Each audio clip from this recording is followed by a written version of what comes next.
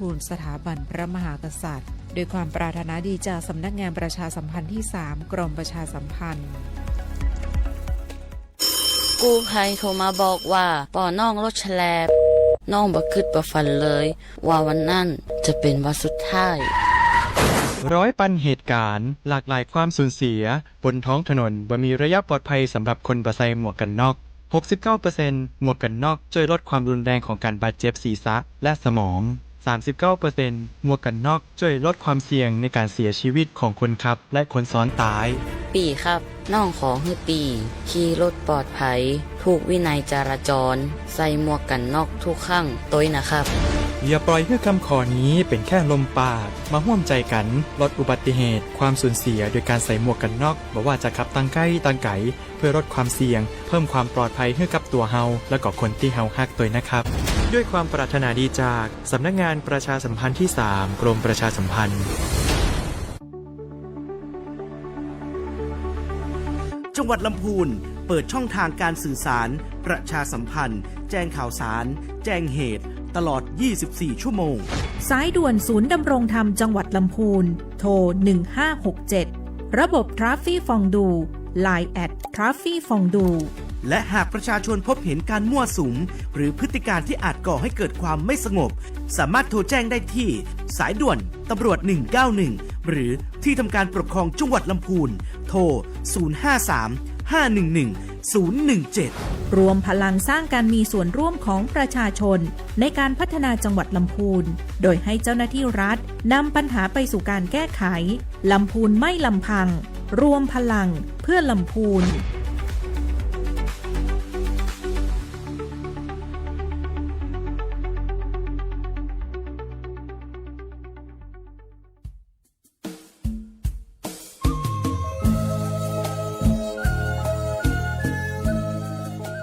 พระธาตุเด่นพระรอดขลังลำไยดังกระเทียมดีประเพณีงามจามเทวีศรีหริพุนชัยท่านกำลังฟังสถานีวิทยุกระจายเสียงแห่งประเทศไทยจังหวัดลำพูนสำนักประชาสัมพันธ์เขต 3 กรมประชาสัมพันธ์ส่งกระจายเสียงในระบบ FM Stereo Multiplex ความถี่ 95 เมกะเฮิรตซ์จากอาคารเลขที่ 113 หมู่ที่ 10 ตำบลบ้านกลางอำเภอเมืองจังหวัดลำพูนจากนี้ไปสถานีเชิญท่านรับฟังรายการมองลำพูนค่ะ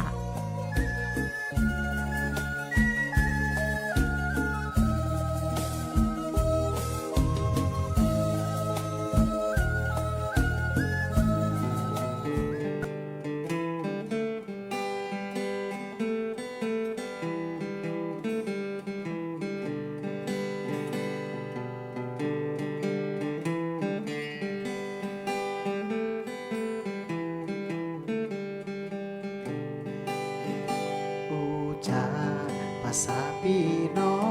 งกับรายการมองละปูนอูจาภาษายองกับรายการมองละปูนละปูนเป็นของหมู่เฮาหากมีเรื่องราวที่น่าสนใจจะบอกกล่าวคือพี่น้องเอาไว้เป็นที่เข้าใจกันทุกที่ทุกคนมีปัญหาเฮาจะช่วยแบ่งปันคือหมู่พี่น้องมาร่วมคิดร่วมกันมาร่วมสร้างสรรค์เมืองละปูนอูจาภาษาพี่น้องกับรายการมองละปูนอูจาภาษายองกับรายการมองละปูนสวทละปูนพี่น้องทุกคนต่างก็เข้าหาได้มีเรื่องราวที่เดือดร้อนใจเจนเอิ้นมาได้เฮาจะช่วยอูจาข้องใจเรื่องต่างๆนานาหมู่เฮาจะขออาสาช่วยแก้ปัญหาพี่น้องคนละปูนอูจาภ ภาษาพี่น้อง กับรายการมองละปูนปูจาภาษายองกับรายการมองละปูน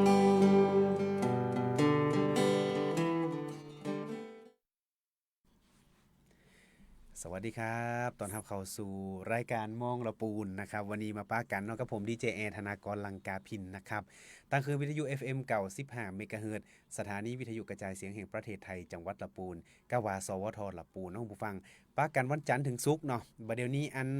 หลายคนเปิ้นว่าปิดเสาร์วันติดไปเนาะนะครับหลายคนก็ไปแอลหันแอลนี่คล้ายๆกับว่าหยุดปีใหม่แต่ต้องกลับมาทำงานกันอีก 2 วัน วันนี้นะครับเฮามีแขกรับเชิญเนาะนะครับจากบริษัท NT Account Thailand นะครับปีนุชของเฮาเนาะคุณนิชาพรถนอมนะครับเป็นกรรมการบริษัทเนาะ NT Account Thailand นะครับก็เป็นบริษัทที่เพิ่นเฮาว่าทำเกี่ยวกับทางด้านบัญชีแล้วก็ดูแลด้านอื่นๆโดยวันนี้เนี่ยเปิ้นก็จะมีเรื่องราวข่าวสารเนาะไม่ว่าจะเป็นประกันสังคมนะครับที่เปิ้นมาอัปเดตใหม่เกี่ยวกับเบี้ยเนาะพี่นุชเนาะ เบี้ยสมทบ เบี้ยสมทบที่อาจจะต้องมีการปรับเปลี่ยนไปเดี๋ยวก็จะได้ฮู้กันว่าเพิ่นบังคับใช้ตรงไหนตอนไหนแล้วนายจ้างจะต้องเตรียมตัวอย่างใดนะครับแล้วก็นอกจากนี้ก็มีในเรื่องเกี่ยวกับเพิ่นว่าความเสี่ยงนะครับบริษัทที่คนไทยเพิ่นว่าคนต่างชาติเนาะ กลุ่มเสี่ยง ให้คนไทยเป็นคนถือหุ้น เพราะว่า จ้ ก่อนหน้านี้เนาะพี่นุชเฮาก็หันเพิ่นว่าอย่างก็เห็นข่าวคราวมาแบบว่ามีเพิ่นว่าได้รับความเสียหายเกิดขึ้น มีการจับเข้าคุกอะไรอย่างกันไป มีการกวาดล้างไปรอบห มี นึ่ง การกวาดล้างกันไปเลยทีเดียวอันนี้เดี๋ยวเราก็จะได้มาอู้กัน ค่ะ แล้วก็เห็นเรื่องหนึ่งสิ่งที่สำคัญก็คือเรื่องเกี่ยวกับการเสียภาษี เจ้า เนาะเสียภาษีวันนี้ก็ยังจะมีมาอู้เช่นเคย แต่เรื่องแรกที่เราจะอู้กันเนาะก็คือบริษัทที่คนต่างชาติคือคนไทยเป็นคนถือหุ้นแตน คนถือหุ้น เปิ้นเฮาว่านอมินี ใช่เปิ้นเฮาว่านอมินี ครับ เดี๋ยวขออนุญาตแนะนำตัวกรรมเนาะ เจ้า พี่นุชนะเจ้านิชาพรทันน้อมค่ะ ด้วยสโลแกนของสำนักงานปีนะเจ้า NTX เขาเพราะงานบัญชีภาษีของท่านคืองานของเรา แม่น ดูดี ธุรกิจของท่านก็คือเปิ้นเฮาเนี่ยความเป็นความรับผิดชอบของเรา ก็คือเอาง่ายๆ NT Account นี่เปิ้นดูแลตั้งแต่การวางแผน วางแผนภาษี เพราะว่ารอบแล้วที่เรามาเจอกันช่วงเดือนพฤศจิกายนเนาะวางแผนในเรื่องของภาษี แล้วก็มีการคาดการณ์ถึงว่าบริษัทเติบโตจะต้องมีการคำนวณอย่างไรที่นี่เปิ้นดูแลหมดเลย ค่ะ นะครับ โอเค เนาะ งั้นเรามาอู้กันก่อนเนาะว่า ต้องพูดภาษากลางหรือกับเมือง ค่ะแล้วเฮาอู้เป็นหยังนะพี่นุช กับเป็นกับเมืองเนี่ย กำเมือง เนาะ กับกำเมืองก็ได้ กำเมืองเนาะ เข้าถึงกลุ่มลูกค้าดี เจ้า ครับผม โอเคเจ้ากลุ่มเสี่ยงที่กรมพัฒนาธุรกิจการค้าเนี่ยเจ้าของปี69เนี่ย อืม เปิ้นค่อนข้างที่จะเพ่งเล็ง ครับ นะเจ้าก็คือว่ากระทรวงพาณิชย์เนี่ยร่วมกับกรมสอบสวนพิเศษหรือว่า DSI เจ้าก รมสอบสวนคดีพิเศษเนาะ DSI DSI เจ้าเพิ่นเน้นการตรวจสอบเลย บริษัทที่มีต่างชาติ ให้คนไทยเป็นนอมินีหรือเป็นตัวแทนถือหุ้นเนี่ยเจ้าหรือว่าทำธุรกิจผิดกฎหมายเนาะซึ่งทั้งกรมพัฒน์แล้วก็ DSI เนี่ยเป็นทำงานร่วมกันนะเจ้าพี่ก็อยากจะมาบอกว่า เอ้ยคือระวังเนอเพราะบางทีเขาอาจจะบอกหู ครับ ก็เหมือนกับว่าเอ้ยน้องสมมติน้องแอมมาถือนี่ปีกรรมเป็นกรรมการ ครับ ดูดีเนาะ ดูดี ดูดีเป็น เป็น ก ก ร ร ร ร ม ม การ การ บริษัท อ่า เจ้าแต่ว่าความผิดที่เกิดขึ้นนะเขาอาจจะบอกหูนะเจ้าเปิ้ลก็จะมีวิธีการทำงานเปิ้ลประมาณนี้นะเจ้าว่าจะมีการคัดกรองนะเจ้ากรมพัฒนาธุรกิจการค้าก็จะใช้ระบบวิเคราะห์นะเจ้า ครับ เพื่อหาบริษัทที่น่าสงสัย อ่า ส่งข้อมูลไปตรวจสอบ เช่นเมื่อปลายปีที่ผ่านมาเนี่ยหลายบริษัทที่มี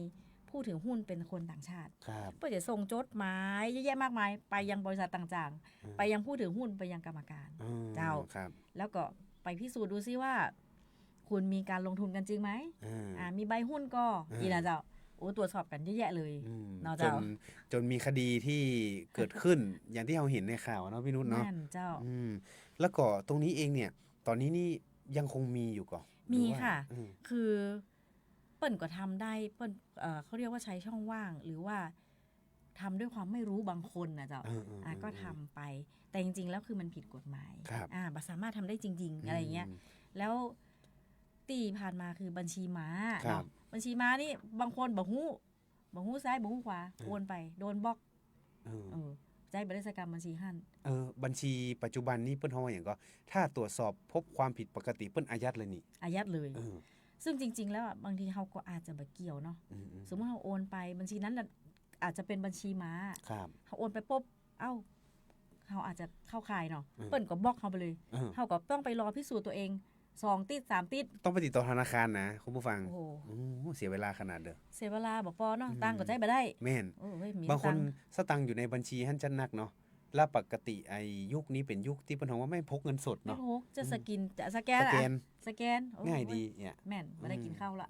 อันนี้ ลำ ก็ บาก ลำบากมากๆเนาะ เพราะฉะนั้นแล้วตรงนี้เองเนี่ยทางกรมพัฒนาธุรกิจการค้าของกระทรวงพาณิชย์เนาะแล้วก็ DSI เปิ้นก็ยังคงมีการตรวจสอบ แม่น อย่างต่อเนื่อง เจ้า ทีนี้เนี่ยตรงนี้เองนี่ประชาชนสามารถร่วมในการแจ้งเบาะแสอย่างนี้ได้ก่อนพี่น้อง ได้เลย ประชาชนนะเจ้า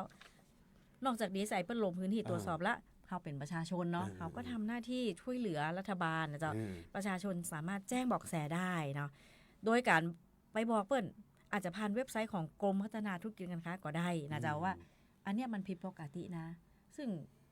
เฮาก็กลัวเนาะสมมุติอยู่ข้างบ้านเฮาอ่ะ บางทีเราสงสัย เจ้า ลองขึ้นไปตรวจก็ได้ ไปตรวจสอบก่อน อืม เพื่อความสบายใจและความปลอดภัยของเฮาเนาะ อืม คือมันผิดปกติจะได้ บ้านนี้มีต่างชาติเข้าๆออกนัก อืม แปลก แม่น ๆเนาะหรือมันคือดูแล้วมันคงบ่ใช่การทำธุรกิจ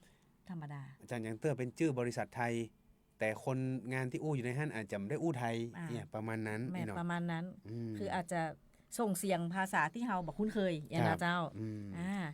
แล้วก็คนและสำคัญเลยเจ้า ครับ คนที่จะห้ามจดบริษัทหมู่เนี้ยคือชาวต่างชาติ หรือที่ชาวต่างชาติเป็นผู้ถือหุ้นเนี่ย ครับ ต้องระวังมาก อืม ๆ เพราะแต่ก่อนนี่ต้องมาเซ็นกันต่อหน้า แล้วบัดเดียว เออ มันก็มีระบบออนไลน์ แต่บัดเดียวเนี่ยสำหรับชาวต่างชาติเนี่ยเปิ้นต้องคือมาเซ็นกันต่อหน้า โอ้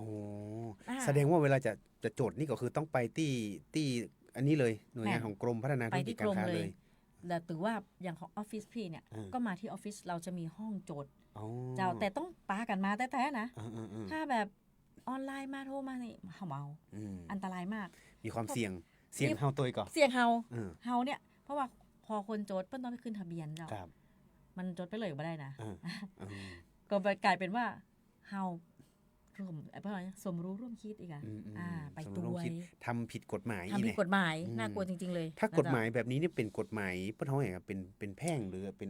อาญาเลยก่อน แม่นเจ้ามีอาญาเป็น อ๋ออ อาญาเลยน่ากลัวขนาด แล้วบทลงโทษเป็นอะไรบ้างครับพี่นี่ บทลงโทษนะเจ้าสูงสุดเนาะเฮาอู้อัตราสูงสุดก่อนเนาะ อัตราสูงสุดเลย ก็ ที คื เดี อ ยว จำคุก3 ปีเจ้า ครับ ปรับ 100,000 ถึง 1 ล้านบาท เออ นักขนาดเนาะ นักกะ หรือ ล้านบาทนี่ก็โออีแล้วนะ โอ้ ซื้อรถได้กันอ่ะ บ้านไรหลังเหรอ บ้านได้หลัง อ่า หลังน้อยได้หลังละ หรือทั้งจำทั้งปรับ ครับ โอ้โหเยอะแยะมากมาย แล้วก็จะมีปรับรายวันแฮมเจ้า เออ ยึดทรัพย์ เออ อันนี้หนักสุดๆ ยกเลิกใบอนุญาต ประกอบกิจการเลย ประกอบยกเลิกมาได้เลยยกเลิกใบอนุญาตอย่างผู้ทำบัญชีเนาะ เออ ก็ไม่ได้ทำมาหากินแล้วเจ้า โอ้ โหดร้ายมาก ถ้าสมมุติว่าอย่างเป็น NT account อีเนาะ ๆเจ้า ไปจดแล้วทีเนี้ยโดนบ พลา ท ด ลง พลั้ โทษ ง ตรงนี้พลาดพลั้งลงไป อ่า ทั้งเผลอ มาหู เฮาก็ได้หยุด โด กิ น จ ไป การ เลย ไปอ่ะเฮ้ย โดนยึดใบอนุญาต อืม ทำงานมาได้ละ แสดงว่าอันนี้ไม่ได้บอกเฉพาะอันประชาชนละ แม่ เนาะ น คนที่ทำเกี่ยวกับบริษัทเหมือนพี่นุชตัวเนี่ย แม่น อันนี้ก็ต้องดูกันให้ อ ดี ยากจะเตือนน้องๆ ร่วมอาชีพ อืม ไว้อีกดีกว่าเนาะว่า อืม เอ้ยมันสิ่งที่คุณต้องระวังให้มาก อืม บางทีเขาคิดเปิ้นบัได้แปลงอ่ะ เออ มัน20,000อย่างเงี้ย อืม แต่นั่นคืออนาคตของคุณนะ แม่น โอ้โห น่ากลัวจริงๆ มี เลย ความเสี่ยงมากๆ เพราะฉะนั้นโทษมันก็เนาะหนักสุดนี่คือปรับนี่บางทีอาจจะอาจจะแบบค่าปรับเนี่ยโอเค อ่า แต่บะฮื้อได้ทำต่อเลยนี่คืออันนี้เป็นสิ่งที่ใครก็พยายามที่จะให้เกิดขึ้น แม่นเป็น อืม สิ่งที่อันตรายแล้วก็บักคุ้ม ครับ ใช้คำนี้เนาะบักคุ้ม แม่น ค่านะเจ้า เพราะฉะนั้นในเรื่องของบริษัทที่ต่างชาติเนาะ จ้ะ ถ้าเอาไป แม่น ถือเป็นนอมินีให้เพื่อนเนี่ย อันนี้นี่อันตรายนะต้องดูกันให้ดีเนาะเพราะว่า ค่ะ ประเดี๋ยวเนี้ยทางภาครัฐเปิดยังคงเดินหน้ากวาดล้างกันอย่างต่อเนื่องนะฮะอันนี้ก็ เจ้า ต้องฝากกันไว้นะครับ แม่น ทีนี้เนี่ยตะกี้นี่อันอู้ถึงนอมินีเนาะก็มี ค่ะ ในหลายรูปแบบตะกี้นี่พี่นุชบอกว่าเป็นการแบบจัดตั้งบริษัทอย่างนี้เนาะ ค่ะ แล้วมันมีในแบบอื่นๆ รูปแบบอื่นๆนี่ตัวได้ก่อน แบบอื่นๆ ถ้าเป็นบุคคลธรรมดาเนี่ย อ่า เป็นไปได้ยาก อืม ส่วนใหญ่จะมานอมินีเนี่ยจะมาในรูปแบบของ อืม นิติบุคคล ครับ แต่อาจจะเป็นทั้งห้างหุ้นส่วนจำกัด ม หรือว่าบริษัทจำกัดนะเจ้า ครับ ก็คือมันอาจจะมีเรื่องเน้นเป็นว่าเน้นการตรวจ 6 ประเภทกิจการ อ่า เนาะ กิจการอย่างพ่อพี่นุชครับ อันดับหนึ่งจะท่องเที่ยว อ่า ช่วงนี้ก็คือ อื บูมเนาะบ้านเฮา บูม นี่นะ สมัยก่อนนี่มีแผวปัญหาทั่วศูนย์เหรียญอย่างพุ่นเนาะ อันนั้น ที่เขาได้ข่าวนั่นนะ อันนั้นเยอะแยะ อืม อันนั้นคือแบบว่าเป็นธุรกิจที่เกิดขึ้นมาเยอะมาก อืม แล้วทำให้คนไทยอ่ะมันเกิดความสูญเสียทางธุรกิจ อืม ทางเศรษฐกิจนี่คือคนไทยไม่ได้สตังค์อย่างเลยอ่ะ เออ ก็เปิ้นเอาของเปิ้นมาเปิ้นก็มากินมาเอาใจของเปิ้นไปหมด อืม คือคนไทยไม่ได้อย่างสักอย่าง ครับ อันนี้คือเกิดความสูญเสียทางเศรษฐกิจ อืม มากๆ ก็คือเสียเงินรายได้ที่จะเข้าประเทศนั่นแหละ แม่น เออ คือรายได้เข้ากับแบบป้อนะ จ้างคนไทยเขาก็บ่จ้าง เออ เขาอู้กับเปิ้นบ่ฮู้เรื่อง เออ คือบ่ได้อย่างสักอย่าง ไม่ทั้งอย่าง โอ้ย อันนี้เป็นการท่องเที่ยวอ่ะ เจ้า แล้วมีด้านอื่นๆเห็นก่อนพี่นุ่น มีธุรกิจอีกอันที่สองนะเจ้าคือค้าที่ดินและอสังหา โอ้ อ่า อันนี้นี่วงแดงมาเลยนี่ อันขอเน้นหน่อย เน้น นิดหน่อย เน้น นิ มา ด เล หน่อย ย นิดหน่อยเนาะเพราะว่าอสังหาก็คือเหมือนบ้านที่ดินอะไรอย่างเงี้ยประมาณนี้ ห้องชุดห้อง อ่า แถวอย่างนี้เนาะ มาได้เลย เพราะว่าจริงๆถ้าเราคิดว่า แม้กระทั่งคนไทยอ่ะจะซื้อตี อืม ก็ยังซื้อได้ยาก เพราะมันมูลค่าสูง เมน เนาะ เมน ที่ดินกว่าเขียม เออ บัจใจว่าอันนี้เนาะแล้วก็ถ้าต่างชาติอะเปิ้นมีเงินเยอะ เออ เปิ้นก็มูลค่าเงินเปิ้นสูงเนาะ อืม เปิ้นสามารถที่จะซื้อได้ง่ายกว่า เปิ้ลมีกำลัง เปิ้นมีกำลัง แต่ ม่ เปิ้ลมีสิทธิ์ ถูก ที่ ต้ จะ อง ซื้อ ใช่ ถ้าอู้ตรงๆเนี่ยเนาะ เอ้ยแต่ฉันจะทำยังไงล่ะ อืม กฎหมายก็บอกว่าถ้าคุณซื้อในนามนิติบุคคลอะคุณทำได้ อืม ก็เลย ก็ฉันเป็นชาวต่างชาติ เออ เนี่ยไรดี อืม น้องไปเป็นกรรมการปีกรรม อยู่ดีกินได้อยู่เฉยๆอ่ะไปเป็นกรรมการเฮือกรรมเนี่ย เจ้า เออ น้องก็บอกฮู้ละ เออ ว่า ไปเป็นกรรมการเฮือเปิ้ล เจ้า ฉันเป็นนอมินีโดยที่ไม่รู้ ไม่รู้ เอง ตัว ไม่รู้ตัวเลย เออ เนาะ ก็อาจจะทำให้มีเอี่ยวผิดไปด้วย เจ้า อืม ก็เนี่ยค่ะ ข้อหาที่ว่ามาตะกี้ เมน น้องก็ไป ตึง นอ ป น รับ เล่น ใน ใน คุก คุ เล ก ย หน่อย อันนี้นี่พูดเรื่องอสังหาเนาะเห็นว่ามีตึงแบบอื่นตัวเนาะ แมนธุรกิจอื่นถัดมานะเจ้าก็เป็นพวกอีคอมเมิร์ซ อืม อีคอมเมิร์ซ อีคอมเมิร์ซนี่เปิ้ลแยกเกี่ยวกับอย่างไร อีคอมเมิร์ซเนี่ยมันมีได้เยอะแยะมากมาย อาจจะเป็น B2B หรือว่าเซอร์วิสเนี่ย เออ แม้กระทั่งอย่างพี่เนี่ยรับให้บริการจดนู่นนี่นั่นเรื่องของ เออ อีคอมเมิร์ซ อ่า หรือว่าไปจ่ายเงินแทนอะไรอย่างเงี้ย เออ เรื่องของอีคอมเมิร์ซ เหมือนเวลาเขาไปจ่ายค่าน้ำค่าไฟ แมน อันนั้นเพิ่นเฮาอีคอมเมิร์ซ แม่น แล้วแต่เขาไม่ได้จ่ายกับ ไม่ได้ อันสมมุติไปจ่ายค่าไฟไม่ได้ไปจ่ายกับ ไฟ ไม่ ฟ้า ได้จ่ายกับ โด ไฟ ยตรง ฟ้า เออ เอาก็ไปจ่ายกับตัวแทน เออ เพิ่นเฮากับอี อี คอม คอม เมิ เมิ ร์ ร์ ซ ซ แล้วก็แฮมถัดมานะเจ้าก็คือธุรกิจโรงแรม อันนี้ก็เปิ้นก็จับตาอยู่ว่า ตอนนี้รัฐบาลจับตาอยู่ จับตาอยู่พี่ เออ ก็คุณก็คือฮู้ไว้เนาะว่าถ้าเปิ้นจวนเฮาไป อืม ถือหุ้นในโรงแรมนู่นนี่นั่น แต่ถ้าเราไม่ได้ลงทุนหรือว่าทำจริง อืม ๆ อันนี้ก็ควรจะระวัง เออ เนาะ นี่เสี่ยง และถัด ก มาอันนี้เจ้าบ้านเฮากะเจ้าหละปูนเฮาเนาะ อืม ก็มีโอกาสดีกว่าหลงเกษตร บะลำไยเนาะ ลงเกษตร แม่น อืม บ้านเฮานี่เน้นลำไย เออ ก็คือคนต่างชาติเปิ้นก็จะมาลงทุนนั่นแหละ อืม แต่ก็แย่งได้อะ ทำไม่ได้ ทำไม่ได้ ก็คือลงเกษตรนี่มันบัดใจก็ อืม อาคารอย่างอี้นะคือหมายความว่าน้องพี่มีสตาร์พี่เป็นชาวต่างชาติเนาะ เป็นผู้มีทุนให้นะ พี่มีทุนแต่พี่มันเป็นอันนี้ไม่ได้น้องก็มาเป็นผู้ถือหุ้นมาเป็นกรรมการ พี่อะไรอย่างว่าไอเป็นลงตรงนี้ไม่ได้ แต่ฉัน ไม่ได้ มีเงิน ใช่ฉันมีเงินฉันเป็นนายทุนไง ฉันเป็นนายทุน คุณก็ไปเปิดบริษัทให้ฉันกำเตอร์ ก็มาดิวกับเอว่าไปเปิดบริษัทให้ฉันกัมเตอร์ แม่น แต่คุณไม่ต้องออกตังค์สักบาทนะ คุณไม่ต้องทำอะไรเลย อืม คนทำจริงๆคือฉันไง เออ น้อยอยู่บ้านสบายๆบอกหู้เรื่องหู้ราวละ อืม เงินได้ไม่ได้ยำหูเตือ นั่นแหละ อันนี้เป็นของน้องมินี นอมินี บ่ได้เงี้ยแต่ บ่ได้เงี้ยแต่ นาะ อันนี้ต้องระวังนะโดยเฉพาะเกษตรกรอย่างบางบ้านเนี่ยเปิ้นอาจจะเคยเป็นลงมาก่อนเนาะ อืม แต่บางทีเนี่ยเปิ้นอาจจะมาเสนออู้เสนอว่าเฮาขยายกำลังการรับซื้อบ่ แม่น ขยายโฮงบ่หรืออะไรอย่างเงี้ยเนาะคือพิจารณาคือดีอย่าประมาท อย่าประมาท อย่างบางเตื้อสุมาเตอะเนาะอย่างเจ้าบ้านเนี่ยเปิ้นก็บ่ได้มีเปิ้นเฮาว่าอย่างองค์ความรู้ทางด้านกฎหมาย ไม่รู้เลย ท่านอาจจะตกเป็นเหยื่อโดยที่ท่านสมยอมอ่ะ ไม่ สม เจ ยอ ต มโด นาย ไม่ได้เจตนา ไม่เจตนา สมยอมโดย อ่า ไม่ได้เจตนา อ่า แล้วก็อันเนี้ยมันจะมีความผิดทางด้านกฎหมาย แล้วก็มีโทษหนักถึงขั้นที่ว่าตะกี้เลย เจ้า อืม ติดคุกปรับ แม่น ปรับนี่อาจจะดูไปเยอะ แต่ติดคุกนี่รู้สึกว่า มันมีคดีติดตัว ใช่ แล้วเวลาไปทำอย่าง ไป อื่น ทำมาได้ มัน ละ ยากลำบาก มันย ทำธุรกรรมทำอย่างอื่น โดยเฉพาะบางคนเนี่ยติดลักแห่ไปตัวทำธุรกรรมอย่างอื่นก็ยากละอันนี้ก็ต้องฝากกันไว้เนาะ เจ้า แล้วก็ อีกธุรกิจหนึ่ง เออ ตีเปิลก็จับตาเหมือนกันนะ ครั คะ บ เน้นเนาะ รับเหมาก่อสร้าง เอ้ย นะ นะจะว่าไปเนาะมันก็มีเหตุการณ์ที่ เกิดขึ้น น่าเชื่อ ช่วงเฮาบ่อู้แล้วเป็นหยังแต่ช่วงแผ่นดินไหวนั่นละ อืม อันนั้นน่ะเนาะ เนาะ ซึ่งอันนั้นก็ล่าสุดนี้เปิ้นก็มีการชี้ความผิดกันไปละ เจ้า นั่นน่ะ ก็จริงๆเนี่ยค่ะมันคือโยงใยไปหมด เออ รับเหมา โยงใยไปหม ก่ ด อสร้างนะ ที่ดินอสังหาคือมันเหมือนควบกันไป อืม มันก็มีส่วนพัวพันเนาะเปิ้นก็คือเนี่ย DSI เปิ้นเน้นตรงนี้ ก็เลยอยากจะให้พ่อแม่พี่น้องเฮาเนาะว่า เอ้ย ถ้ามีคนดูเหมือนชีวิตมันจะดีๆนะ อืม อยู่ๆก็โอ้ได้ไปถือหุ้นได้ไปเป็นกรรมการ อืม ได้ไปนู่นนี่นั่น อาจจะมีเงินเดือนให้ตัวนะ อืม แต่จริงๆคือเราไม่รู้ว่าเขาทำอะไร อืม เขาไปบริหารยังไงแล้วเงินไปไหนเส้นทางเงินเป็นอย่างไร แม่น อันนี้อันตรายมาก อันตรายมาก ๆ เป็นห่วงพี่น้องเฮาเนาะเพราะว่า คือบางทีบ่ได้อยู่ในวงการนี้เลยอ่ะ ๆเปิ้นยืมชื่อเฮา เปิ้น ไป ยืมชื่อ ม เนาะแต่มันผลที่ตามมาคือมันรุนแรงพอสมควร แม่น เจ้า นะครับอันนี้ต้องฝากกันไว้เนาะ เนาะ แล้วก็ใครมีเบาะแสก็แจ้งได้เลย เพราะว่า แจ้งได้เลย คดีหมู่เนี้ยเป็นคดีพิเศษที่ DSI เพื่อจะดูแล แม่น เพราะบาง จ้ ทีเนี่ยเหมือนที่พี่นุชบอกว่ามันพัวพันกัน อย่างบางทีที่ดินเนาะรับเหมาก่อสร้างอย่างเงี้ย แม่น มันพัวพันกัน ใช่ แล้วทีนี้เนี่ยคดีมันจะซับซ้อน แต่ DSI เนี่ยเพื่อนจะสะสาง แต่ต้องใช้เวลานิดนึง เพราะฉะนั้นมีเบาะแสเนาะ191 อันนี้ แจ้ง เบ ได้ อร์ตำรวจแจ้งได้ แจ้งได้ 24ชั่วโมงเหตุด่วนเหตุร้ายก็แจ้งได้โดยเฉพาะช่วงปีใหม่ แม่น ปีใหม่นี่อันแอลกันม่วนก่อน โอ้ย ได้แอลกัน ยัง ยัง ยัง เนาะ ไม่ได้ไปไหนเตื้อยังมาอยู่กับคุณผู้ฟังอยู่ โอ้ยนะฮัก อืม ขนา ครั ด บ เลย แล้วก็อันทีนี้เนาะอันนี้ก็เป็นเรื่องเกี่ยวกับนอมินีเนาะที่เราอู้กันไป แม่น แล้วก็อู้ถึงบทลงโทษทีนี้เนี่ยในเรื่องของประกันสังคมเนาะพี่นุช อ๋อ ประ เดี๋ยว กั ก่อนเน สั อะ งคม ขอนอมินีแถมหน่อย นอมินีมี เรื่องความ ต่ ว่าทางสมาคมผู้สอบบัญชีภาษี เออ อากรต้องอ้างหน่อย ครับ คือประเดี๋ยวนี้ปีก็อยู่ในสมาคมนั้นเนาะ เออ เปิ้นก็มีการรวมพลังนักบัญชี เพื่อปราบนอมินีและบัญชีม้าเจ้า คือนักบัญชีเนี่ยจะเป็นคนที่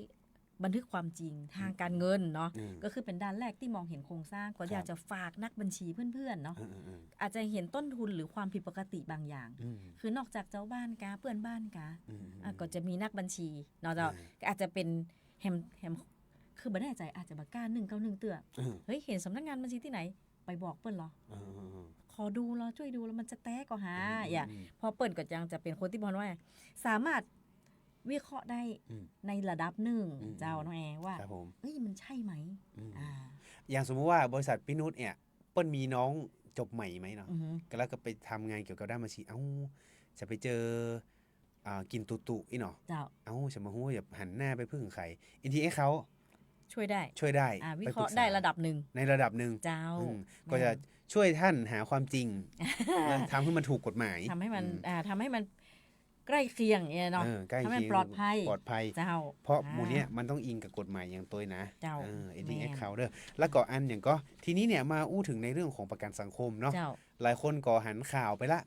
นะครับว่าตอนนี้เนี่ยนะครับประกันสังคมปี69เนี่ยเพื่อจะมีการปรับในเรื่องของเบี้ยไอ้การรายละเอียดเป็นได้พ่อของพี่นุ่น คือประกันสังคมเนี่ยจริงๆเปิ้ลก็มีข่าวมาสักพักแล้วเจ้า เออ แล้วเปิ้ลก็เริ่มประกาศใจปี อื 69 ม ปรับฐานเปิ้ลเนาะปรับฐาน เออ การนำส่งประกันสังคมเนาะ ทำไมต้องอู้ถึงประกันสังคม เพราะว่าอัน NTX เขาเนาะเพิ่นทับทำบัญชีแล้วเพิ่นก็ดูแลในเรื่องของประกันสังคมตัวเอง แม่น เพราะว่านายจ้างบางคนประกันสังคมจะแยกจัดการจะได้ดี เปิดบริษัทใหม่ คนงานนัก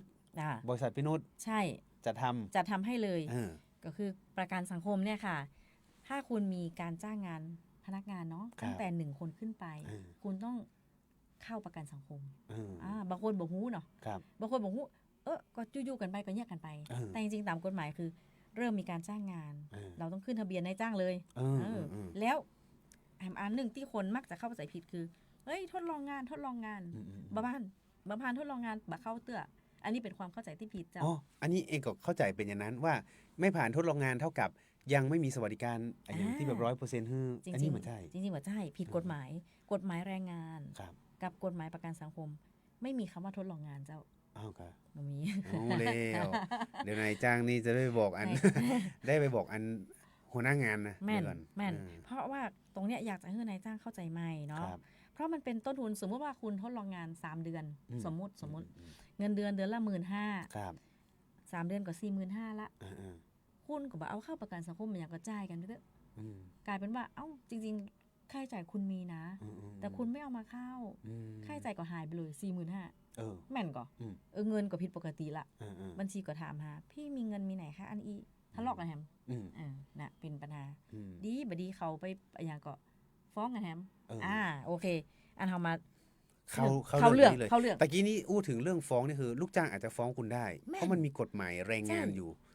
เพราะฉะนั้นนายจ้างห้ามปล่อยผ่านเรื่องนี้เนาะอย่าละเลยนี่ดีกว่าเนาะโอเคในเรื่องของคนที่เข้ามาตรา33นะเจ้าก็คือปีหน้าเนี่ยนายจ้างก็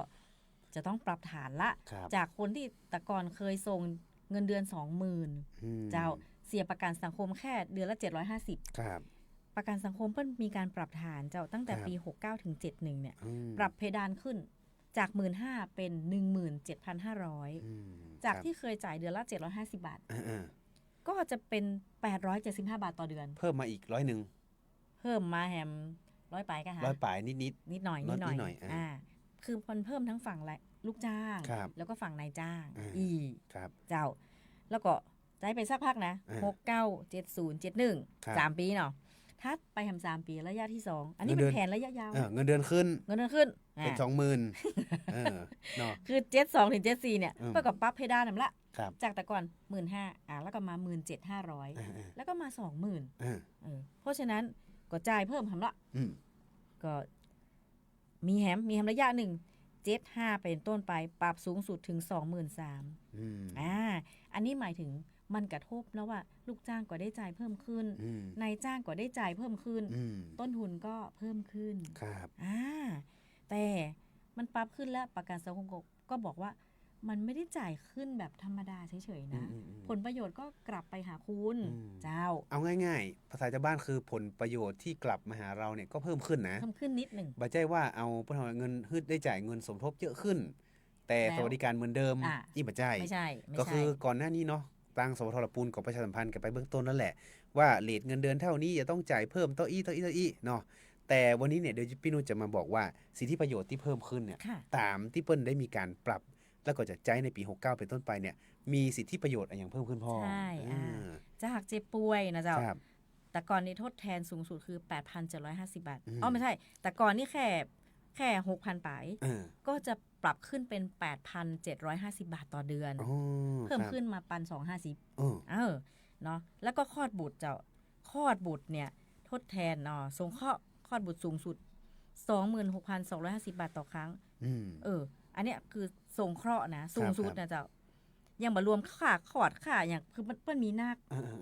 แต่นี่เปิ้นปรับขึ้นทุกพลภาพสูงสุด 8,750 บาทต่อเดือนนี่เพิ่มมานักเลยอันนี้เพิ่มมานัก3เกือบ 4,000 เจ้าเกือบ 4,000 แล้วก็มีนี่บ่อยากให้เกิดขึ้นแต่มันก็มีโอกาสคือกรณีเสียชีวิตหลายคนกังวลว่ามันมีตังทำศพตัวเก่าเนาะเพราะบางคนมันหนีเรื่องนี้มันได้แต่เฮาบ่ฮู้ว่าจะเกิดขึ้นวันไหนแม่นแล้วบ้านก็มีสตางค์มีแต่ว่าประกันสังคมก็คือสวัสดิการตรงนี้เจ้าเท่าใดสูงสุด 150,000 บาทอันนี้เพิ่มขึ้นมาจากเดิมเนี่ย 55,000 บาทนะใช่จากเดิมคือ 50,000 บาทอันนี้คือเป็นเงินสงเคราะห์กรณีเสียชีวิตครับก็ปัจจัยอันบ้านเฮาที่ชาปนกิจศพนะคนละอย่างกันอันนั้นกาสมาชิกต่างชุมชนเด้อมันใจอันคนละอันกันนะคือในที่นี้คือประกันสังคมเนี่ยส่วนใหญ่เพิ่นจะเป็นบริษัทเอกชนจ้างงานอย่างนี้เนาะอย่างทำงานโรงงานเนี่ยเพิ่นมีประกันสังคมให้อยู่แล้วตามกฎหมายที่เพิ่นบังคับนี่นะเนี่ยอันนี้กลุ่มบุคคลเหล่านี้ก็จะได้แม่นเจ้าและทีนี้มีกรณีนึงว่างงานพี่นุชว่างงานเนี่ยกรณีว่าตกงานนั่นแหละเฮาไม่ได้เงินเดือนหรอมาได้เงินเดือนแต่ประกันสังคมก็ว่าไม่เป็นไรคุณช่วงนี้ไม่มีเงินเดือนเนาะเราก็ชดเชยให้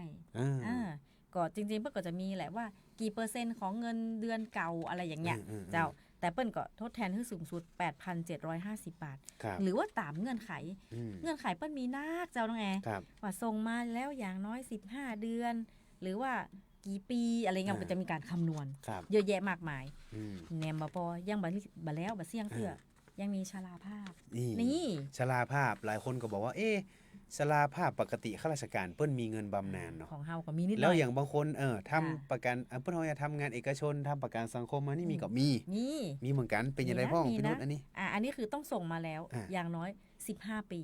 นะเจ้าก็จะได้ชราภาพลองเช็คดูนะครับ SSO Connect เนาะว่าท่านส่งมาแล้วกี่ปีในท่านบอกสถิติหมดเลยบอก SSO Connect นี่ดีมากบอกแม้กระทั่งว่าคุณเหลือสิทธิ์ประกันสังคมอะไรบ้างเช่นทำทันตกรรมทำฟันหรือว่าโรงพยาบาลที่ใช้สิทธิ์อะไรบ้างอะไรอย่างเงี้ยแล้วก็จะบอกตัวนะว่าชราภาพคุณมีตาใดอันนี้ก็เหมือนกันเปิ้ลก็เพิ่มขึ้นคือตรงนี้แล้วอันนี้โฆษณาคุณเปิ้ลน้อยหนึ่งเนาะประกันสังคมคือแต่ก่อนเนี่ยเวลาเขาจะย้ายโรงพยาบาลเขาต้องไปที่เปิ้ลนะแม่นแต่เดี๋ยวนี้ SSO คนนี้คือย้ายในแอปพลิเคชันได้เลยอย่างบางคนเนี่ยทำงานอยู่ที่นี่เห็น3 เดือนได้ไปลำปางเอาสิทธิ์รักษาพยาบาลอยู่ละปูนยี่ใดดีย้ายตัวไปได้แต่มันจะมีช่วงเวลาที่เปิ้ลคือย้ายตัวไปนะก็คือช่วงเนี้ยแหละตั้งแต่15ธันวาถึง31มีนาตอนนี้ได้อยู่เพราะฉะนั้นหรือน้องแอร์มีที่ไหน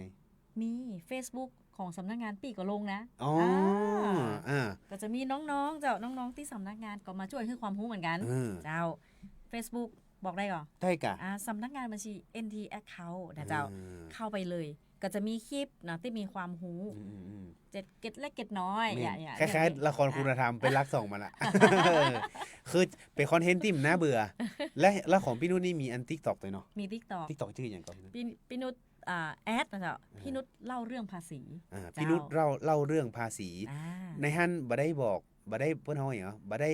พูดถึงแต่เรื่องภาษีเนาะในเรื่องของการบัญชีเนี่ยถ้าอินบ็อกเข้าไปในช่องของพี่นุชเนาะเปิ้ลก็จะเปิ้ลเฮาอย่างคือคำปรึกษาอย่างต่างๆได้โดยหรือบางทีเนี่ยบริษัทที่อยากจะติดต่อมาทำเกี่ยวกับบัญชีดูในเรื่องของประกันสังคมการอย่างต่างๆเนี่ยเข้าไปได้ทุกช่องทางของการติดต่อของบริษัทพี่นุชเนาะเดี๋ยวเพิ่นจะประสานต่อกันเองแม่นเจ้าหรืออาจจะโทรก็ได้นะน้องแอเบอร์อย่างพี่นุช088 258 0805อันนี้เบอร์ออฟฟิศเลยย้ำคำนึง088เจ้า258 0805ได้มาใบเลขนะได้มาใบเลขใบไปก็ตึมถูกจะไปตัวเนอร์อันนี้บอกไว้ก่อนแล้วก็เห็นเรื่องนึงที่ตอนนี้เนาะก็สิ้นปีแล้วในเรื่องของการเสียภาษีเป็นเปิ้นฮ้องว่าการเสียภาษีเนี่ยเป็นหน้าที่ของคนไทยทุกคนหลายคนก่อนหน้านี้เปิ้นก็มีคำถามไอ้โครงการคนละครึ่งเนาะคนที่อยู่ในระบบภาษีกับคนที่อยู่ในระบบภาษีนี่เป็นยังไงนี่นะคนที่อยู่ในระบบภาษีเนี่ยเปิ้นก็คล้ายๆฮือประโยชน์ก็คือว่าจากคนที่บ่ได้เสียเปิ้นได้ 2,000 แต่เฮาเนี่ยเสียภาษีไปเฮาได้ 2,200 เฮาได้นักหรือเปิ้นนิดหน่อยหลายคนเปิ้นเข้าใจเอ้าฉันซื้อฉันกินหมู่นี้ก็ฉันก็เสียภาษีมูลค่าเพิ่มแล้วมั้ยก็บ่เกี่ยวกันมันต่างกันจังได๋พี่นุ่นอธิบายเหรอเราเนี่ยเป็นผู้จ่ายเงินเนาะภาษีมูลค่าเพิ่มคือเก็บจากผู้บริโภคคนสุดท้ายเช่นวันนี้พี่ไปซื้อแชมพูขวดนึง1ขวดอันนี้คือภาษีมูลค่าเพิ่มจ่ายไปละแต่ตรงเนี้ยคนที่ขายของเปิ้นเอาไปยื่นภาษีให้เฮาบ่เกี่ยวกับเฮาก็กลายเป็นเปิ้นยื่นบ่เกี่ยวกับเฮายื่นนะแต่เฮาเนี่ยคือวันนี้พี่มีเงินเดือนสมมุติมีเงินเดือนมีรายได้ค่าเช่ารถขยันเนาะไปเปิดร้านค้าแหมรายได้หลายอย่างเลยเฮาก็ต้องเอารายได้1 2 3ไปยื่นภาษีเงินได้บุคคลธรรมดานี่เปิ้นฮ้องว่าหยังก็ตัวย่อเปิ้นหยังก็พงด90 91นี่เป็นอย่างก็91นี่คือเฉพาะเงินเดือนอย่างเดียวให้ปีละครั้งคือถ้า90นี่แสดงว่าเฮามีรายได้หลายอย่างแต่อย่างที่บอกว่ามีก็เงินเดือนให้เช่ารถขายของอันนี้คือรายได้หลายอย่างละบ่ใช่แค่เงินเดือนอย่างเดียวเพราะฉะนั้นปีเนี่ยก็ต้องมีหน้าที่ไปยื่นพงด90ซึ่งถ้าเรามีรายได้หลายอย่างเนี่ยเราจะต้องไปยื่นกลางปีเจ้าเรียกว่าพงด94ชื่อแบบมันเนาะก็บ่ต้องสนใจก็ไปในเว็บไซต์สรรพากรหรือไปที่กรมสรรพากรก็ได้ไปยื่นภาษีเจ้าหน้าที่ก็จะบริการให้เลยหรือเจ็บหัวหมูเรื่องไปที่ NT Account ได้เลยเหมือนกันเพราะว่าบางคนนี่อันอย่างก็เป็นธุรกิจที่แบบว่าบางทีตัวเลขมันเยอะเนาะแล้วก็ไม่ได้มีความรู้ตรงนี้ NT Account รับบางแผนและก็ดูแลตั้งแต่ต้นจนจบใช่เจ้าตะกี้นี่อู้ถึงอันการเสียภาษีเนาะทีนี้มันมีพงด9190แล้วอย่างที่พี่นุชบอกตะเกียเนาะอย่างสมมุติเฮามีเงินเดือนอยู่แล้วแต่เผอิญว่าเงินเดือนมันแบบพอใจไปทำอาชีพอื่นแล้วทีเนี้ยอย่างบางคนเปิดขายของออนไลน์อันตรายมากคืออันนี้จากประสบการณ์ตรงเนาะคือเปื้อนของเปื้อนเจ้าบอกว่าไปขายของออนไลน์แล้วก็บอกว่าแพลตฟอร์มเปิ้นจ่ายภาษีให้เราไปแล้วอันนี้เป็นความเข้าใจที่ผิดคือเปิ้นไม่ได้เจตนานะแต่เปิ้นเข้าใจอย่างนั้นจริงๆแต่จริงๆคือแพลตฟอร์มน่ะเปิ้นคิดค่าคอมมิชชั่นน่ะ เพื่อเก็บสตางค์ไปบ่ได้ อ๋อ แล้วก็บ่ได้ยื่นรายได้สักกรรม ทีนี้ก็เลยจะบอกว่ากลุ่มเสี่ยงเนาะใช้คำนี้ที่กรมสรรพากรเนี่ยคือเปิ้นอยากจะให้ระมัดระวังนะเจ้าคือจริงๆเนี่ยคนไทยทุกคนเนี่ยก็มีหน้าที่ยื่นภาษีเสียภาษีคือแสดงความมีตัวตนของการนอกจากมีบัตรประชาชนนะนอกจากร้องเพลงได้เพลงชาติได้แล้วนะต้องยื่นภาษีต้องยื่นภาษี อย่างขายของบนแพลตฟอร์มปัจจุบันนี่เนาะมันมีหลายแพลตฟอร์มเนาะแอปสีส้มแอปสีอื่นว่าไปเยอะแยะอันเนี้ยด้วยความว่าแพลตฟอร์มเปิ้ลมีรายได้เกิน10 ล้าน100 ล้านเนี่ยเปิ้ลมีหน้าที่ที่จะต้องส่งข้อมูลเนี่ยคือกับกรมสรรพากรอยู่แล้วเจ้าเพราะฉะนั้นเราอย่าคิดว่าจะมีใครฮู้ใครบ่ฮู้ก็ฉันหรอกกับเงินอยู่ในกระเป๋าฉันอะไรอย่างเงี้ยในระบบนี่นะมันรันไปหมดแล้วในระบบนี่เนาะในระบบนี่ไปไกลมากแล้วก็แต่ก่อนเนี่ยเขาเสียภาษีจากการพึงประเมินบอกว่าพึงประเมินก็คือแบบเกิดเอาคนเดียวกะเอาคนเดียวเจ้าหน้าที่สรรพากรก็เชื่อว่าเราให้ความข้อเท็จจริงแต่ตอนนี้มันไม่ได้ละสิ่งที่สรรพากรเปิดจะฮู้ได้ก็คือ1จาก e-payment ก็คือการสแกนจ่ายนะคะหรือว่า e-receipt อันเนี้ยเปิ้นแบบเดียวเปิ้นอิเล็กทรอนิกส์กันหมดแล้วเนาะอย่างของ NTS เขาเหมือนกันบะมีแล้วนะปริ้นกระดาษคือลูกค้านะบะมีอันนี้ปริ้นมาอ่านบ่ได้เนาะ เขาปริ้นมาอ่านได้นะปกติเขาก็เปิด iPad นี่แหละ iPad แต่ iPad อยู่ปืนนี่เห็มกรรม อันนี้มันเรียงบ่ถูกก็คืออย่างของพี่เขาเอาใบเสร็จแบบกับภาษีมาค่ะพี่เขาก็ส่งลิงก์ไปเลยลูกค้าสามารถเซฟเป็นไฟล์ Data เนาะแล้วก็เก็บไว้เลยบะมีละมาเปลืองกระดาษไม่ต้องบางทีเก็บไว้เกินปีกระดาษยับแล้วหมึกเลือนไปเหี้ยมันก็บ่ได้ละก็บ่เดียวนี้เมื่อก่อนอย่างที่เขาต้องยื่นออนไลน์หมดแล้วเจ้าเปิ้นคือถ้าแนะนำเนาะถ้าเป็นไปได้ถ้าเราสามารถที่จะยื่นออนไลน์ได้ภาษีเงินได้ก็ไปยื่นออนไลน์แต่ถ้าบ่ได้แท้ๆก็ไปที่อำเภอแต่คนมันนักปีเกินไปละโอ้มีก็อันสวอ่ะอันนี้ก็เข้าใจเปิ้นแม่นเพราะว่าบางเตื้อเปิ้นเทคโนโลยีอาจจะบ่ได้เต้าคนรุ่นใหม่นะอันนี้ต้องอู้กันแต่ตามนี้เนาะแต่เปิ้นต้องยื่นภาษีเปิ้นอาจจะต้องเป็นรอเมินนิดนึงเมินหน่อยก็ธรรมดาเนาะถ้าไป NTS เขาเหรอ NTS เขาก็จัดการให้เลยจัดการให้แม่นบ่ต้องไปปวดหัวละเจ้าก็ใครที่ขายออนไลน์อ่ะก็ต้องพึงระวังเนาะหลายคนขายโอ้รายได้มันดีเปิ้นก็อาจจะจัดการให้เฮาระบบหลังบ้านเปิ้นเรียบร้อยแล้วมั้งแต่ความจริงบ่ใช่ไม่ใช่เราจะต้องเก็บเองเราต้องเก็บเองเราต้องเก็บรวบรวมนะเจ้าอันนี้พี่ขออนุญาตแนะนำเนาะคือนอกจากเก็บรวบรวมฝั่งรายได้ก็คือเอารายได้แยกบัญชีธุรกิจแล้วอ่ะก็คือหมายความว่าหับเข้าบัญชีนี้แล้วก็จ่ายผ่านบัญชีนี้บัญชีเดียวเนาะแล้วฝั่งที่เราจ่ายเนี่ยเราต้องมีเอกสารซัพพอร์ตเจ้าบอกว่าจะเป็นบินซื้อหรือว่าเอกสารจ่ายต่างๆอันนี้ต้องเก็บให้เรียบร้อยเมาหัวหน่อยแต่ว่าช่วยประหยัดภาษีได้เยอะเลยแม่นอย่างบางคนรายได้มันเยอะเนี่ยถ้ามันเก็บไว้เนี่ยมันก็จะสามารถเอาไปเพื่อลดหย่อนมันก็เอาไปลดหย่อนทำให้กำไรเราลดลงเจ้าอย่างเช่นเฮาสมมติเนาะรายได้เดือนละล้านต้นทุนแต่800,000แต่เฮาไม่ได้เก็บเพราะเฮาไม่ได้เก็บสรรพากรว่าไม่ได้เก็บไม่เป็นไรเขามีทางเลือกแต่ให้แค่ 60% คือ600,000โอ้แต่คือเฮาไม่ได้กำไรแต่กี้เฮาบอกเลยต้นทุนละรายได้ล้านต้นทุน 800,000 กำไรเหลือ 200,000 แต่ถ้ารัฐบาลเปิดบอกว่าบ่ได้คือ 600,000 เนยกลายเป็นกำไรเป็น 400,000 พุ่นล่ะโอ้เสียภาษีจัดหนักเนาะเพราะฉะนั้นแล้วมันต้องมีหลักฐานยืนยันต้องมีหลักฐานยืนยันต้องเก็บเนาะในเรื่องของการเงินนี่ต้องเก็บไว้หมดเลยและทีนี้อันนี้เป็นคำถามนอกเหนือจากนั้นเนาะปัจจุบันเนี่ยนะครับตามที่เราเห็นเนาะแพลตฟอร์มส่งอาหารเนี่ยบางคนเพิ่นทำเป็นอาชีพเสริมเนี่ยพี่นุ่นแล้วทีเนี้ยอย่างแพลตฟอร์มเพิ่นส่งอาหารเนี่ยคนที่ทำอยู่นี่เพิ่นต้องเป็นค่าจ้างเป็นค่าจ้างอันนี้เพิ่นต้องจัดการกับชีวิตเพิ่นอย่างไรแพลตฟอร์มเพิ่นจะมีรีพอร์ตมาเลยเพิ่นจะมีคือแพลตฟอร์มเนี่ยเปิ้นเก็บสถิติอย่างเงาหมดละเปิ้นก็จะปริ้นรีพอร์ตมาทั้งเดือนสิ้นเดือนเนาะเปิ้นก็จะปริ้นมาคือเฮาก็จะฮู้ละสมมุติว่าเฮาได้วันละ500 53ก็15เนาะ15,000 15,000เดือนละ 15,000 ปีนึงก็ 200,000 ประมาณเนาะโดยประมาณอันนี้เฮาก็ไปยื่นภาษีเงินได้เปิ้นฮ้องว่าเป็นเงินได้ประเภทที่2หรือ40วงเล็บ2อันนี้ก็บ่แน่เนาะบางคนก็รับจ้างหรือรับเป็นที่ปรึกษาอีนะก็ถือเป็นเงินได้ประเภทที่2อันนี้ถ้า รายได้ถึงปีละ1.8 ล้าน อืมๆๆ เสียแวดเจ้า อ๋อเสียแวดนะจ๊ะ เสียแวด เสียแวดนะจ๊ะแวดคือหยังอธิบายนิดนึง แวดคือ ภาษีที่เสียเพิ่มขึ้นจากส่วนที่ เช่น ต้นทุน 100 ขาย 105 บาท เสียแวดจาก5 บาทนั้น แต่แฮมอันนึงคือหมู่ที่เปิ้นขายประกันเจ้า อันนี้คือค่าในหน้าค่าคอมเหมือนกัน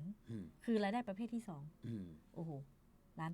ล้านแปดเรียบร้อย 7% ของ1.8 ล้านบัตเจ้น้อย เออ ๆบ่มีต้นทุนบ่มีต้นทุนนะ เราเอาไปตั้งหารในเครื่องคิดเลขดูเด้อ มันก็จะเสี่ยงนักอยู่ เจ้า มันก็เสี่ยงนักอยู่เนาะ เพราะฉะนั้นแล้วถ้าอย่างมันมีกรณีที่แบบว่าตะกี้อู้ถึงเรื่องไรเดอร์เนาะ เปิ้นทำแบบส่งฟู้ดเดลิเวอรี่อย่างเงี้ย แล้วทีนี้เปิ้นบ่ได้เก็บอย่างว่าใบสรุปประจำเดือนนั้นเปิ้นจะทำอย่างไร อ๋อไม่อันนี้เฮาฮ้องจากแพลตฟอร์มได้เลย จ้า แม่น แพลตฟอร์มเปิ้นตึงมีฮื้ออีเนาะ มันมีฮื้อ ถ้าอย่างอันตะเกียที่พี่นู้ว่าของออนไลน์นี่เปิ้นก็มีฮื้อเหมือนกัน มี อืม อย่าง Shopee Lazada อุได้มันน่ะสลัมไปละ ได้กะ มันเป็นเพราะว่าก่อนหน้านี้เปิ้นก็เข้าร่วมโครงการรัฐอย่างหมู่นี้อยู่ อืม ก็คือหมู่เนี้ยเราจะต้องไปขอรีพอร์ตเปิ้น อืม เปิ้นฮ้องว่าเป็นรีพอร์ตสรุปรายเดือนเจ้า เออ ถ้าเราเป็นนิติบุคคลหรือว่าเป็นร้านค้าอย่างเงี้ย อืม เราต้องขอทุกเดือนนะ ๆ เพราะว่าบางทีเปิ้นอาจจะมีเงื่อนไขขอฉันย้อนหลังได้แค่3 เดือน 6 เดือน เออ ก็คือบางคนเปิ้นขายดี嗯คือเอามาแบบโอ้โหเยอะมากๆ ก็ในเนี้ยก็จะมีปัญหากับคนทำบัญชีที่เป็นยังใจกระดาษอยู่ ยังใจโปรแกรมที่บัตรซัพพอร์ตเจ้าอย่างของปีเนี่ยก็จะมีซัพพอร์ตตรงนี้เหมือนกันอาจจะมีทั้ง Peak Account แล้วก็ Flow Account ดึงข้อมูลมาแล้วก็โยนมาทั้งก้อนบ่ต้องมาปริ้นกระดาษเป็นตั้งๆละ แปลค่าให้เลย โอ้โหเอามาเป็น data เลยเนาะคือเฮาบ่ได้บอกว่าความทันสมัยเรื่องแต่พวกนี้มันตอบโจทย์ชีวิตทำให้การทำงานมันง่ายขึ้น เร็วขึ้น แม่นยำขึ้น เพราะว่าโปรแกรมมันถูกตั้งมาหมดแล้ว โปรแกร และ ม เห็น มัน อย่างหนึ่ง support ไม่ต้องมากดเครื่องคิดเลขว่ากูจะโกงมันผิดเนี่ย คือมันล็อกสเปคของมันมาแล้วทุกอย่างมันจะถูกต้องไปตามนั้นหมดเลย ถ้าเอาง่ายๆถ้าเราเคยเรียน Excel เนี่ยเนาะมันมี Excel มันมีซัมมีอย่างนั้น แม่ น่ะ น ที่ใส่สูตรเข้าไปปุ๊บมันบวกเลขมาเฮ้อหมดเลย แล้วลองเอาไปเกิดในเครื่องคิดเลขมันตรงเป๊ะ ใช่ ถ้า ประ มา มาณ บวก นั้น มืออยู่นี่มันบ่ได้แล้วเนาะยุคนี้ เพราะฉะนั้นแพลตฟอร์มใหม่หมู่นี้เนาะที่เป็นแอปดำแอปส้มแอปสีน้ำเงินอย่างต่างๆเนี่ยนะครับบริษัทพี่นุชก็รับดูแลให้เหมือ รับ นกัน ดูแลแม่น อืม แล้วก็จากการประเมินทำอันหนึ่งก็คืออย่างผู้ขายของออนไลน์อย่างแฮม มี รายได้ จากต่างประเทศ อันนี้ก็คือหมู่ขายเปิ้นว่าเปิ้นเทรดหุ้น ปัจจุบันนี้ เทรด เอาละ เ อู้เรื่องหุ้นอันนี้ก็อันอย่างว่าเนาะผมก็ศึกษาอยู่ สมัยที่เพิ่นว่ามี DCA เนาะ อืม หุ้นที่แบบหุ้นออมไปเรื่อย อ่า ๆเออ ถ้า DCA ออมไปมีปัญหา อืม มีปัญหาตอนขายปุ่น ตอนขายที่จะเอาตังค์ปิกเข้ามาประเทศอ่ะ แม่น เออ เสียภาษีเลย คือทีนี้เนี่ยมันมีหุ้นอยู่เพิ่นว่าถ้าอธิบายมันมีหุ้นไทยหุ้นนอก ใช่ ทีนี้หุ้นนอกเนี่ยเขาต้องเอาตังค์ไปแลก อืม แล้วเอาตังค์สมมติว่าหุ้นสหรัฐ อ่ะ เออ แม่น เอาสตางค์ไทยไปแลกกับเงินบ้านเปิ้ล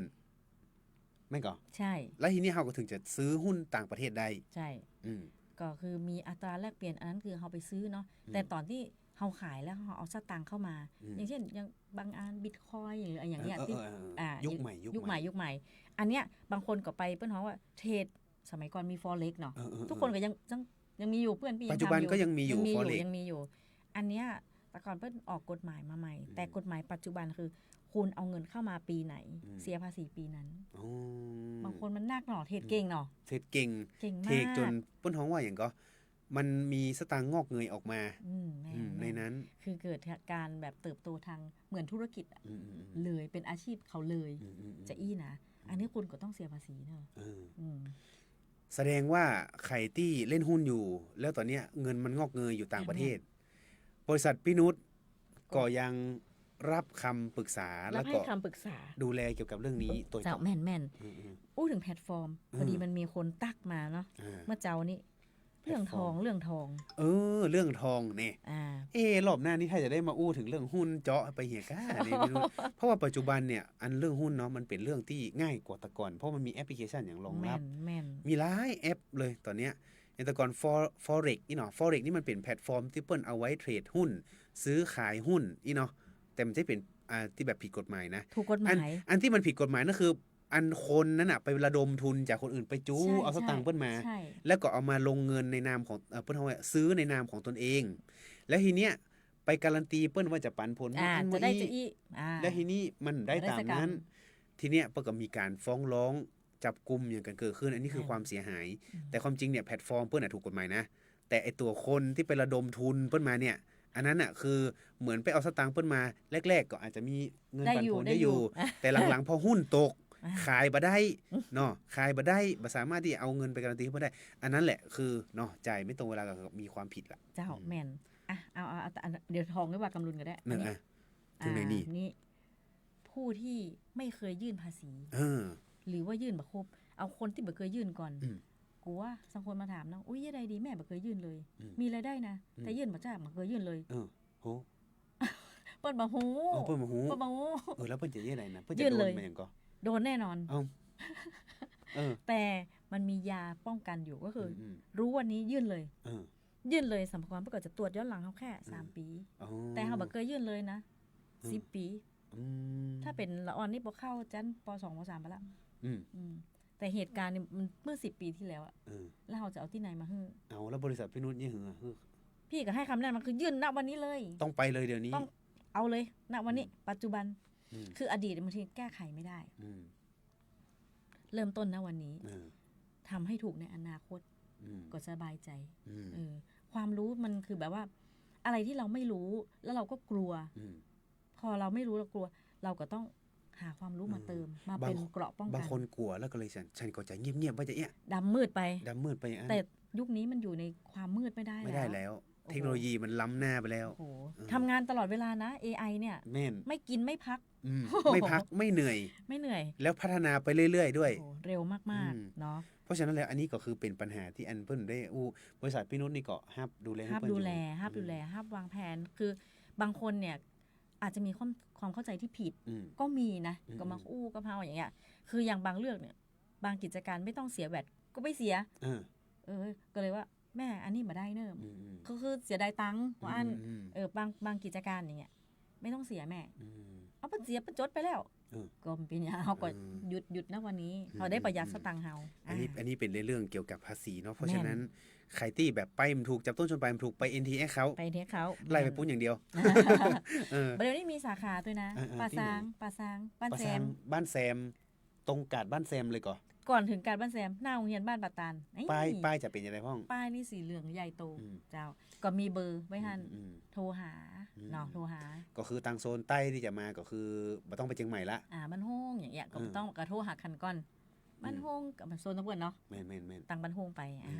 โทรหากันยังจะเป็นพวกการลำไยอย่างก้าอีเนาะมีสตังค์นักอีนะปรึกษาได้เพราะท่านต้องเสียภาษีเนอะแม่นต้องเสียแม่น NTX เขาเบอร์อย่างก็เบอร์โทรศัพท์ย้ำกันเบอร์โทรศัพท์กำเนาะ088-258-0805นะเจ้าหรือจะเป็นFacebook เจ้าชื่อว่าสำนักงานบัญชี NT Account เจ้าNT Account Thailand นะครับเนาะพี่นุชเวลามันเร็วเหลือเกินเร็วเต้อันเรื่องทองนี่เฮาเอาไว้ก่อนก็ได้เนาะเอาไว้รอบหน้าบ่ได้เฮารอบหน้านี่เฮาอู้เรื่องหุ้นตัวเนาะได้เพราะว่าหุ้นเนี่ยซื้อขายต้องเสียภาษีนะบางคนซื้อขายหุ้นต่างประเทศเนาะโดยเฉพาะคนรุ่นใหม่เนี่ยจะต้องติดตามโดยเฉพาะผมเองก็มี DCA อยู่บ้างเพราะว่าก็ไปศึกษาเนาะเพราะว่าถ้าเราดูจากปัจจุบันเนาะเปิ้นฮ้องว่าอัตราเงินเฟ้ออีเนาะแม่นถ้าอย่างบางทีเนี่ยเป็นทางเลือกอีเนาะไม่ใช่ว่าธนาคารเพิ่มดีนะธนาคารเพิ่นก็ดี แต่ถ้าเกิดว่าเราเอาสตางค์มาลงทุนแต่มันการลงทุนมีความเสี่ยงนะมันจะว่าชักชวนของท่านไปอย่างนี้เนาะคือเงินสดเนี่ยเพราะว่าเงินเฟ้อพอเงินเฟ้อมันสูงอ่ะเงินสดในวันนี้สมมติน้องแอมีเงิน 1,000 บาทวันนี้ก็ซื้อของได้แต่แฮมปีหน้าอนาคตเนี่ยอาจจะของมันแพงขึ้นเหมือนทองไงกะเนาะคือทองมันแรงมากเลยก็เลยอยากจะอู้ประเด็นนี้อีกบ่ได้เอาคู่กับหน้าก็ได้ล่าสุดสัปดาห์แล้วเนาะอู้ถึงเรื่องทองมันอันก่อนหน้านี้ที่มันไปสูงสุด 67,000 แม่นตกใจมากแล้วบางคนก็เปิ้นฮ้องว่าอันอย่างก็ช่วงที่มันลดหวบไปอยู่ช่วงนึงเนาะแล้วตอนหลังเนี่ยมันเริ่มดีขึ้นมาแล้วเดียวมกราเนาะช่วงเดือนมกราเขาจะมาอู้ถึงเรื่องหุ้นอันนี้กำหนดประเด็นไว้ละเรื่องหุ้นแล้วก็เรื่องของการซื้อขายทองเพราะบางคนเปิ้นก็ฮ้องว่าเทรดทองเทรดทองจักเข้าจักออกซื้อขายเปิ้นว่าซื้อออกซื้อเข้าเพราะว่ามันเป็นตัวเลขที่ขยับค่อนข้างเยอะแล้วถ้าบางคนเล่นจ้างเปิ้นก็จะกำไรเยอะอีเนาะก็แบบว่าเป็นรายได้เสริมอีกทางนึงดีกว่าบางคนก็เอาไปเก็บไว้หั่นป้องกันเงินเฟ้อเจ้า เนาะ บริษัทพี่นุ้นี่เป็นโบรกเกอร์เลยเหรอ ไม่เป็น ต้องใบอนุญาตนะมันต้องได้ใบอนุญาตบ่ได้ เข็มหน่อยนี่จะมีโอกาสพัฒนาไปทางปุ้นก่อนมาฮู้เนาะ ยังเจ้ายัง ทิ้งท้ายเนาะเดี๋ยวจะลารายการแล้วทิ้งท้ายบริษัทพี่นุ่นแห่งกรรมหนึ่งติดต่อได้ทางไหนก็ บริษัทพี่ NT Account นะเจ้าติดต่อได้หลายช่องทางเช่น Facebook ก็ได้ก็คือสำนักงานบัญชี NT Account Thailand เนาะหรือจะเป็นเบอร์โทร 0882580805 นะเจ้าหรือจะกลายไปทางบ้านโฮงแต่ยังมาถึงเตื้อแถวอันก่อนถึงกาดลุงหนอมกาดบ้านแซมจะมีขวามืออยู่ตรงข้ามโรงเรียนบ้านปะตันโอ้โหป้ายสีเหลืองใหญ่มาก NT Account Thailand ดูแลเรื่องวางแผนภาษีทำงบการเงินเจ้าบัญชียื่นบัญชีประกันสังคมประกันสังคมดูแลในจ้างทำหมดเลย เพราะฉะนั้นติดต่อได้เนาะแล้วก็ TikTok อย่างก็ TikTok ต้องมีตัวแอดตัว A มนๆนั่นเนาะเจ้าพี่นุชเล่าเรื่องภาษีเจ้าเล่าเรื่องภาษีอินบ็อกซ์เพิ่นไปได้เลยนะครับส่วนวันนี้เนาะเวลารายการมองละปูนหมดแล้วเด้อขอบคุณพี่นุชจันนักวันนี้มีเพิ่นเฮาอย่างก็มีความรู้ทางด้านกฎหมายตัวเพราะว่าตอนนี้รัฐบาลเพิ่นก็ส่งเสริมในเรื่องของการปราบโนมินีอย่างมื้อนี้เนาะเพราะว่าทุนต่างชาติเนี่ยจะได้มันก็ต้องทำให้มันถูกกฎหมายนะครับเพราะฉะนั้นแล้วผิดกฎหมายแล้วก็จะมีคดีอาญาติดตัวอย่างกันมาเป็นล่ำเป็นสารเนี่ยมันก็ไม่ใช่เรื่องดีเนาะเพราะฉะนั้นแล้วนะครับบริษัทพี่นุชห้าปรึกษาเดี๋ยวเดือนหน้าเนาะนะครับเราจะได้อู้จากันเกี่ยวกับเรื่องการเทรดหุ้นเทรดทองอย่างนี้เนาะเพราะว่าปัจจุบันเนี่ยโดยเฉพาะกลุ่มวัยรุ่นที่เปิ้ลเริ่มศึกษาอย่างกันเนี่ยเพราะว่ามันเป็นเปิ้ลท้องว่าเป็นการหารายได้โดยไม่ต้องออกแรงแต่ใจสมองมากแต่สมองมากๆเนาะแล้วก็จะต้องดูทิศทางเข้าใจต้องดูสถานการณ์โลกเลยแหละหลายอย่างนะครับเดี๋ยวรอบหน้านี่จะได้มาอู้แล้วก็มาเจาะลึกถึงเกี่ยวกับเรื่องนี้เนาะส่วนวันนี้เวลาหมดลงแล้วเด้อนะครับเดี๋ยวไปติดตามข่าวต้นชั่วโมงนะครับช่วงบ่าย2เนาะวันนี้ผมนะครับน้องเอกับพี่นุชต้องขอลาไปก่อนเนาะปากันใหม่ในครั้งหน้าเน้อสวัสดีครับขอบคุณเจ้าสวัสดีค่ะ